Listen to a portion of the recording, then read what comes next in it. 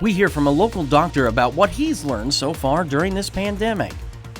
Also, Missouri's governor issues a warning to lawmakers: work out a deal on Medicaid funding or face a slashed budget. And the latest on the condition of an 11-year-old boy injured on a Branson roller coaster. The 4 states' most watched news starts now. Joplin doctor discusses what they've learned so far about COVID-19 and what they're facing now. This is KOAM News at 6. It's been more than a year since the pandemic first hit the 4 states, and in that time, doctors have learned a lot about the virus. KOAM's Zach Dodge has why one thinks it's important to talk about even the event, the basics, and how we are more than a year in. From how the coronavirus spreads and the symptoms that come with it, fevers, headache, chills, fatigue, to the long-term impacts, COVID has weakened the muscle cells themselves, and the knowledge that's brought about the evolution of treatments. This past 18 months has been all about this grand experiment of trying to find out what are effective treatments and what is a waste of time. Healthcare professionals like Dr. Rob McNabb have learned a lot about the virus over the past 18 months. Now he's passing that info along to residents like Marjorie Ellis. I have known some that have passed away, and so, that makes you very conscientious, I guess you could say, about the disease. But with slews of information available online and otherwise about the virus, why talk about the basics more than a year in? Some of it's accurate and some of it's inaccurate. And I think that the most important thing for me is to talk to people that are who I would describe as vaccine hesitant. They're not against vaccinations, but they're cautious, and rightly so. How can you make good decisions with poor information? He hopes that the good info he gives this group will spread as they have conversations with their friends and family, especially now as vaccinations slow and hospitalizations increase, and as the Delta variant of the virus hits the state. That's the best way, word of mouth, to be able to get good information out to the community. Because if you are at high risk and you're hesitant to get that vaccine, you're the person that I really want to find and talk to. In Joplin, Zach Dodge, KOAM News. Freeman Advantage is Freeman's wellness program for adults 50 or older. Missouri Governor Mike Parson today called lawmakers back for a special session to work out a deal on a critical piece of Medicaid funding. Parson said the special session will begin at noon tomorrow so lawmakers can pass a tax on medical providers that draws down a significant amount of federal Medicaid funding. Lawmakers face a tight deadline to reach a deal before Missouri's next fiscal year begins on July 1st. Parson has threatened to enact massive spending cuts if no deal is reached by then. At issue is an effort by some Republican lawmakers to stop Medicaid coverage for Planned Parenthood and some family planning services. Republican Senator Bob Onder is trying to resurrect language that cuts off any Medicaid funding for Planned Parenthood. Beautiful day across the area, but I know a few changes are on the way. Nick Kelly joining us. But the changes that we saw so far today, Chris, resulted in a pretty good Tuesday. Dry air, warm temperatures, sure, but it felt nice. It certainly looks nice still from 7th and Range Line from the east side of Joplin. Now, I don't have a speck of rain anywhere on the radar network. Hard to, really, when we have mostly clear skies up top, and that's what we'll continue to see as we go throughout the course of the evening and the overnight hours ahead of us. So what that means for temperatures, though, we're going to take these temperatures now, which are mainly in the lower 80s, and we're going to have them drop off throughout the course of the night, but not as chilly as it was this morning. We'll drop back to 77 by 8, 68 by midnight. Ultimately, a little chilly, but again, warmer than this morning. We'll drop lows back into the lower 60s. We're going to have to trend warmer over the next few days before we see better rain chances on the way. We'll break that down in the entire forecast a little later on, Chris. All right, Nick, thank you. We now know the name of the 11-year-old boy who is in the hospital after being seriously injured on the Branson coaster. He is Alondo Perry from Tennessee. Now, the incident happened Sunday. Branson fire officials responded to a call at the Branson coaster on the 76th Strip. Alondo was trapped under the coaster. Alondo's grandmother, Sherlonda Ford, says Alondo is blind in his right eye and 15% blind in his left. We have no official word on the cause of the accident, but Ford says he thought the ride had ended when it stopped on the tracks. He stood up and then the ride started back up, knocking him down. She also provided us with an update on his condition. They're talking about possible amputation. His legs are badly crushed. Both legs are badly crushed, and they're bone to bone like flesh. It's just terrible. And his arm, and even his right arm is just pretty much, his legs are severed. The accident is currently being investigated by the Missouri State Fire Marshal's Office. Still ahead, a Carthage native and Korean War casualty is returned home. And later, an Arkansas hospital reports a staggering increase of COVID-19 hospitalizations. The city of Pittsburgh is providing a limb drop-off location for residents who suffered damage during the June 11 storms. You can drop off limbs at the burn site, which is 1.5 miles east of Rouse on Quincy, from 8 a.m. to 2 p.m. through Friday of this week. If you need tree limbs picked up, you can submit an application through the See-Click Fix application. Missouri officials are urging people to take steps to prevent drownings as the arrival of hot weather and the easing of the COVID-19 pandemic means bigger crowds at Missouri's waterways. At least 10 people have drowned so far this month in Missouri, and 6 others died in boating accidents. None of the 16 victims wore a life jacket. Across Missouri, at least 39 people have either drowned or died in boating accidents so far this year, including at least 7 children. Missouri Southern's Lion Co-op and Wellness Program receive a grant from the No Kid Hungry campaign. The more than $10,000 grant will go towards supplying weekend snack packs to area kids age 1 to 5 who qualify for state or tribal financial assistance. The No Kid Hungry campaign assists in meeting the nutritional needs of children who may not be getting adequate food over the weekend. Now, a 4-state hero returns home.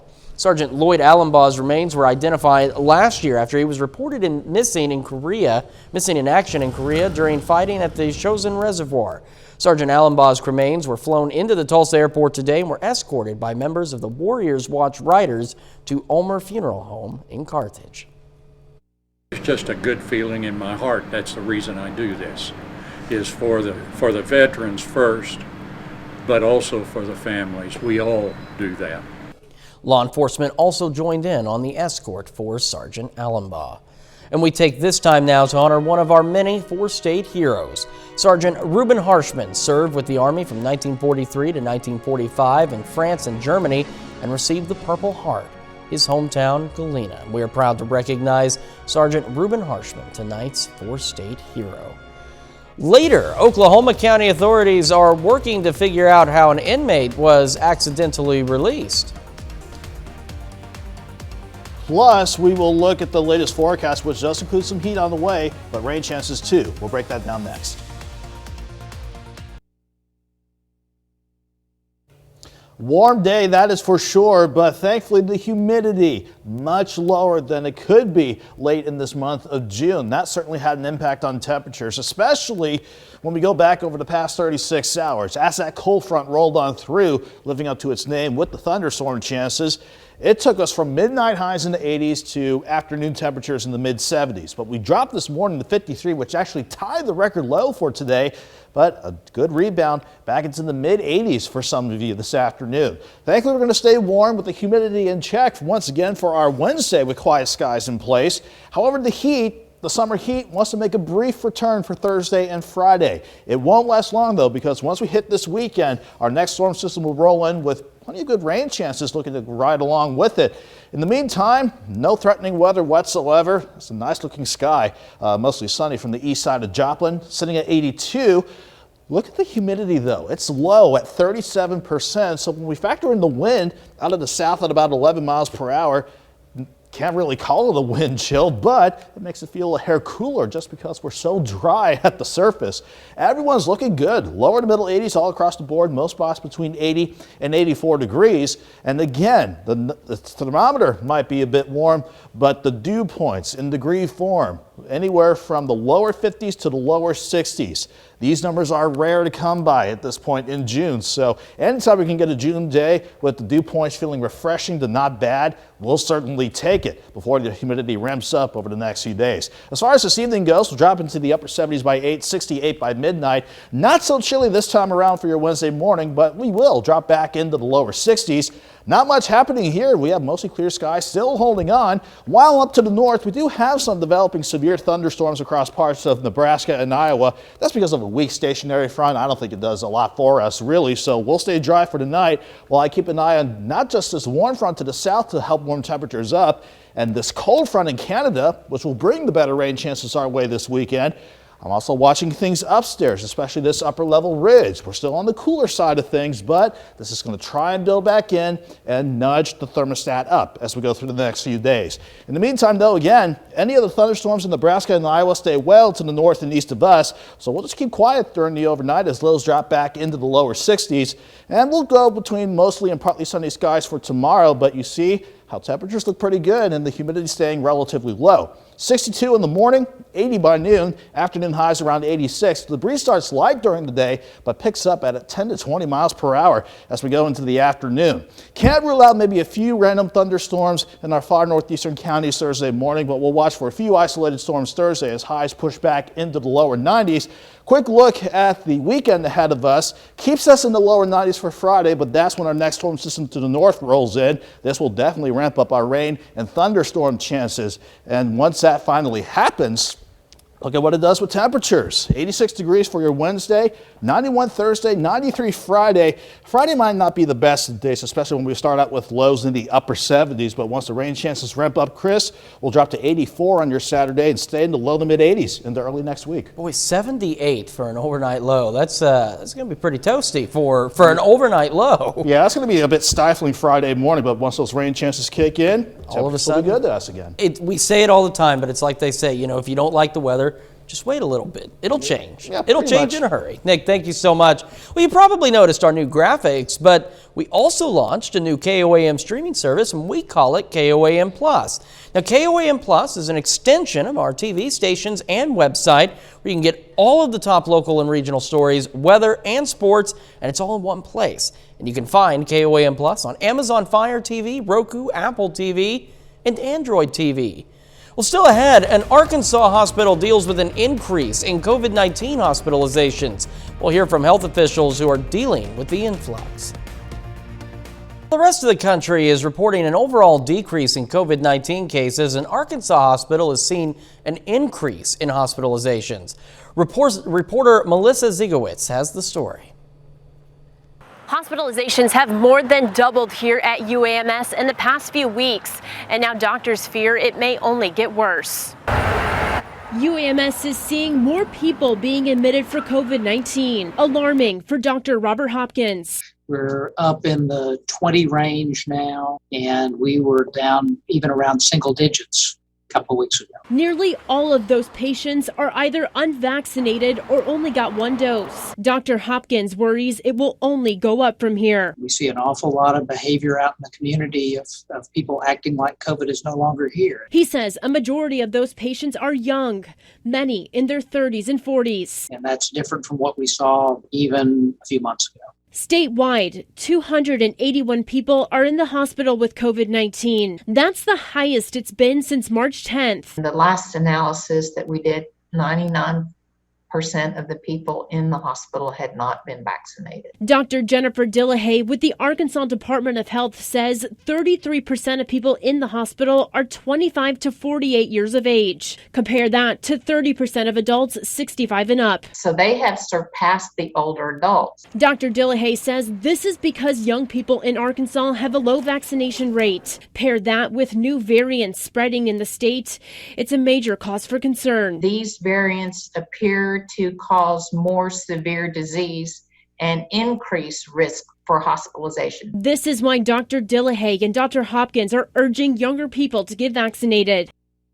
Dr. Hopkins said the increase in cases and hospitalizations may also come from Memorial Day, the Memorial Day 3-day weekend 3 weeks ago, where many people were getting together at large gatherings.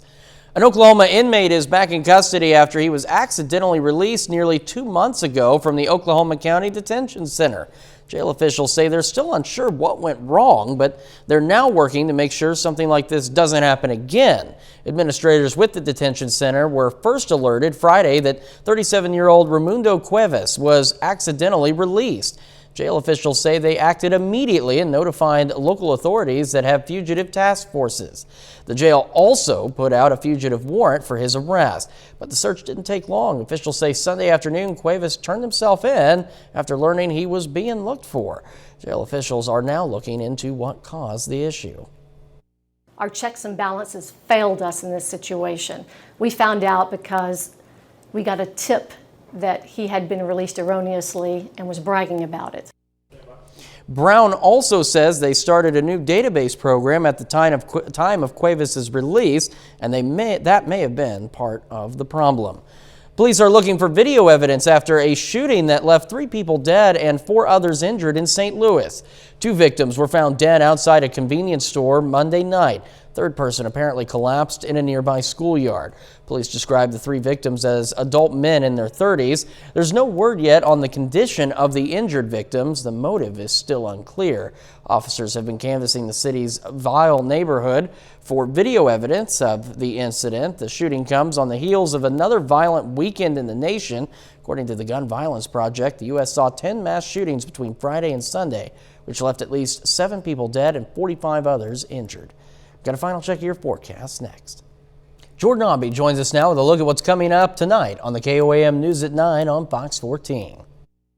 Tonight at 9, the Fed chairman gives his prognosis on the health of the economy as it emerges from this pandemic. Also, an injectable treatment used on chronic pain patients is now being used on some veterans with PTSD. And one company says there's a new product to cure the hiccups. That and more tonight. KOAM News at 9 on Fox 14. Jordan, thank you. We'll chalk this up to the dangers of living near a national park in Thailand. No, that's not a tastelessly placed elephant head trophy. That's a live Asian elephant poking its head through a home's wall.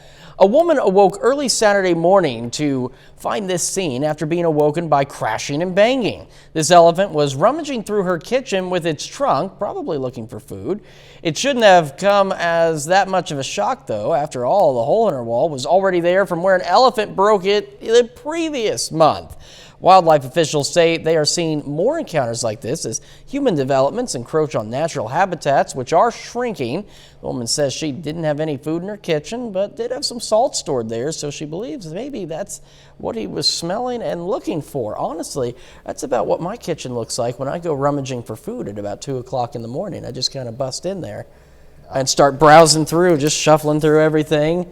Then my wife gets up the next morning and I hear her shouting, and I pretend I'm still asleep.